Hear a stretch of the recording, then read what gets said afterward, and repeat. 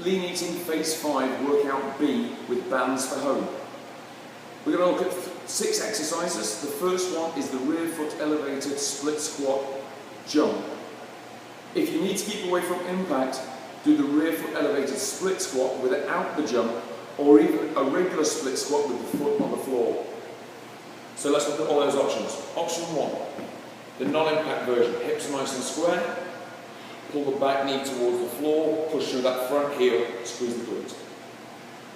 Option 2 is the same thing, but with the rear foot on a bench. Sole of the foot is flat, facing the ceiling. We step out a little, try and get stability, keep the hips nice and square. Pulling that back knee towards the floor, push through the heel, squeeze the glutes to stand. Third option is as written with the jump. When you do the jump, you want to land softly, use your muscles to control this, keep your abs engaged, and then proceed to do the next jump. Don't do it as a rebound. So, you're going to pull it down, drive up, control. If you need to have the hands out for stability, you can do that. I'm building a nice amount of power out the bottom position. Try not to push with the leg at the back. A lot of people do that and you'll feel it a lot in the hip. It's the front leg you're concentrating on. Second exercise is the modified push-up or the regular push-up. You can modify your push-up by putting your hands onto your bench, getting yourself nice and high, neutral spine, pull the shoulder blades together, and drive up. Or you can modify the push-up by having a high mounted band, placing it around the hips. With that high mounted band around the hips, it lets you know where you're going to collapse in the spine.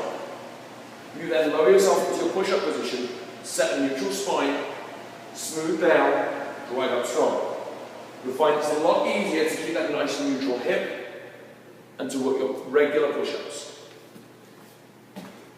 Or you can do the push-ups as written in a regular style. Make sure when you do push-ups you tense the whole of your body. So tense up your legs, set that neutral spine, make sure you're not shrugging, find a space in the floor to look at.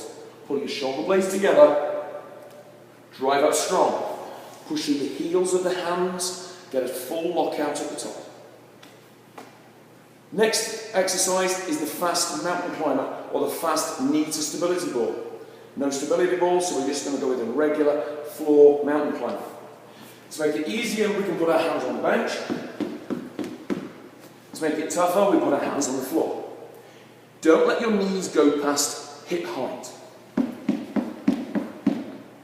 Keep that nice neutral spine, keep those abdominals engaged, and keep a straight line from head through to tailbone. So when you do this, don't look left or right, bore a sight line in the floor, stare at that sight line for the whole time.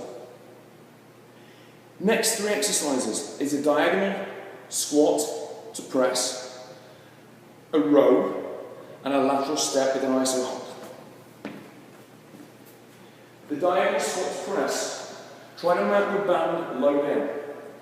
Start with it at shoulder height, so lift it up, get into a squat stance.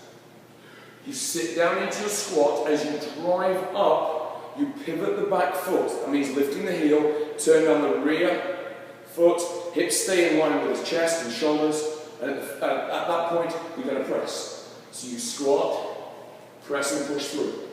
Control it back. Squat, press and push through. Those hips stay in line with the chest and shoulders. Keep your head up, look where you're going, come back to the center, squat, press through. Do the reps on one side, then do the reps on the other side. Then you're going to go into the row. Now, instead of doing the inverted row, you can do a regular row with your toughest band. Sit on the floor, put the band over your feet, straighten the legs, grip the band tightly, lean back a little, pull your shoulders down and back, chest will be high, abs are engaged. From here, you row the band, pulling the shoulder blades down and back towards the back pockets, control it back. It's not how far back you get your elbows, it's how much you can squeeze your shoulder blades when you do the row. Final one is the lateral step with the iso hold. The band is mounted at about waist height. We grab hold of our band, we get it to the centre of our chest, lock it up nice and tight.